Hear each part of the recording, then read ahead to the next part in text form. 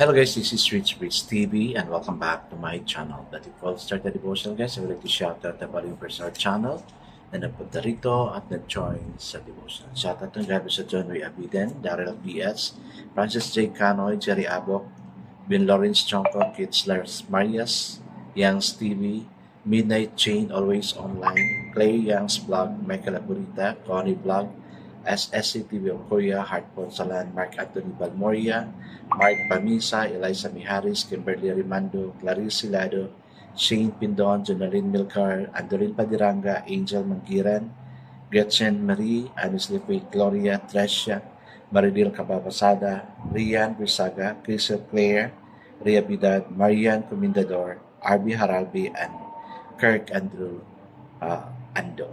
Shout out na rin sa mga hindi nakisabay na manood sa devotional but still nagpunta pa rin dito para manood at makinig sa devotional. God bless us all guys.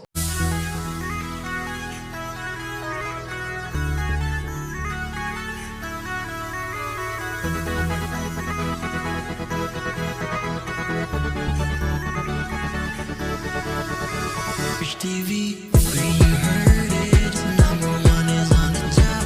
Good advice is they'll never stop. Rich TV, where you heard it, number one is on the top. Good advice is they'll never stop.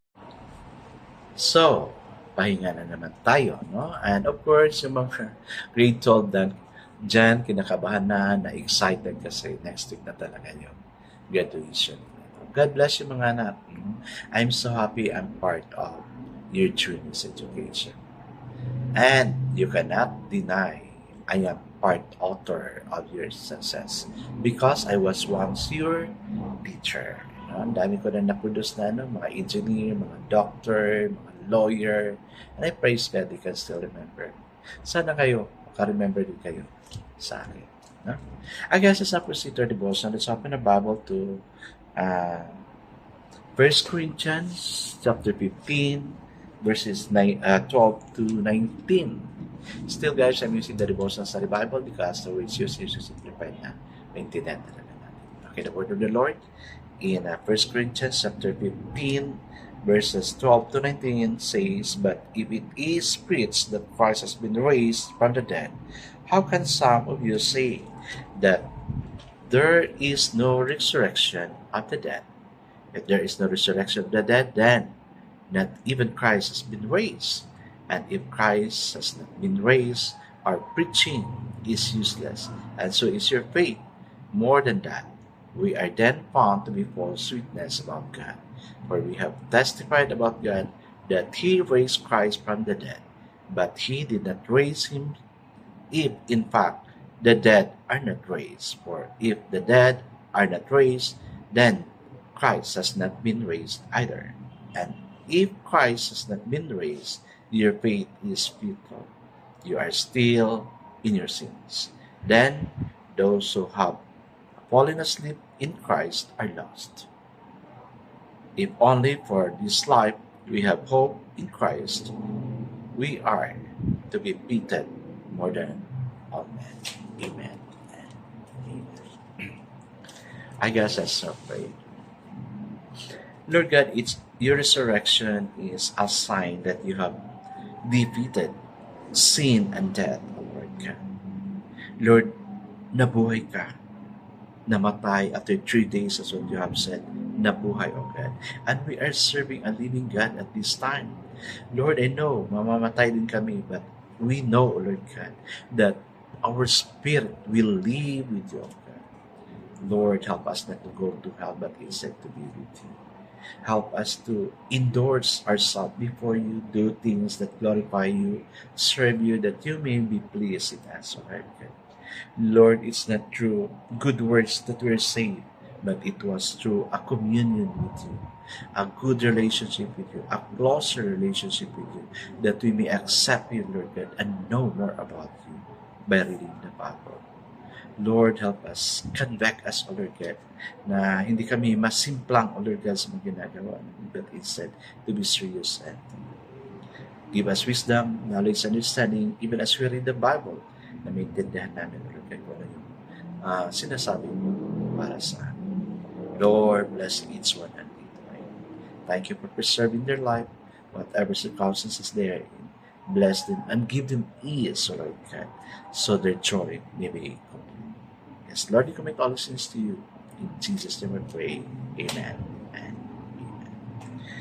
The focus verse for this evening, guys, is found in 1 Corinthians chapter 15, verses 17 to 19, and it says, if Christ is not risen, your faith is futile. You are still in your sins. Then also those who have fallen asleep in Christ have perished.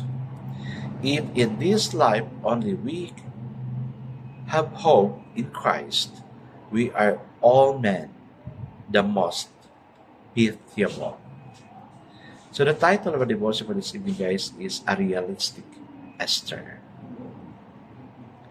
Joyous Esther, Christ is risen. We can meet our deepest need so that we can deal our wants. We need to overcome our fear of death so we can live life to the fullest. Without the resurrection, faith would be empty. But Christ would have been defeated. The cross would have been not be our assurance of forgiveness, and our hope of eternal life would be lost. Every need we have is met because Christ rose.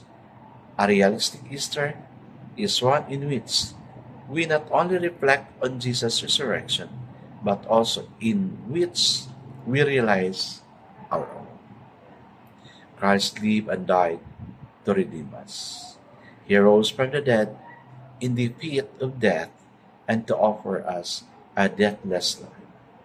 A personal relationship with Him offers us a profound regeneration to what we can live a new life now as well as forevermore. For resurrection, living, there is resurrection power, and oh, the joy of living in its hour. All of life's an Easter tide for those who in living Christ abide. Amen and amen.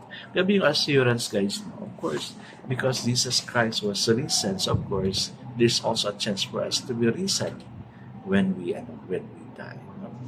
Napaka-privilege sa mga taong hindi namatay na kinuhalan ni Lord. Si Enoch, no? Si Elijah, si Lazarus, binuhay din niya. No? Yung anak ng centurion na namatay na, pero binuhay niya. Ang daming mga taong ganyan that still they died. I do not know. Mabuti pa ba kaya natin yung lahat tayo buhay pagdating ni Lord? Or hindi natin alam. That one thing assurance na is if you have good relationship with God, if God is with you and you're so serious with God, then mabuhay ka talaga spiritually. Our flesh body would die, but our spirit would live by God's Spirit, and we will all live forevermore. That's the privilege God has given to all of His children. Sana guys, ganun tayo. We can live together. Magkita-kita tayo doon sa heaven. I guess let's now pray. Thank you, dear God, that because of Christ defeated the power of death, all that our physical death can do to us is released. It releases us to a fuller realization of heaven that we have begun to experience now. Amen. Amen. Yes, guys, let's be with God when our time comes. God bless us all. Because in the words of blesses 10 times better. This is again Richards TV. Kita-kita tayo ulit sa muli. Paalam!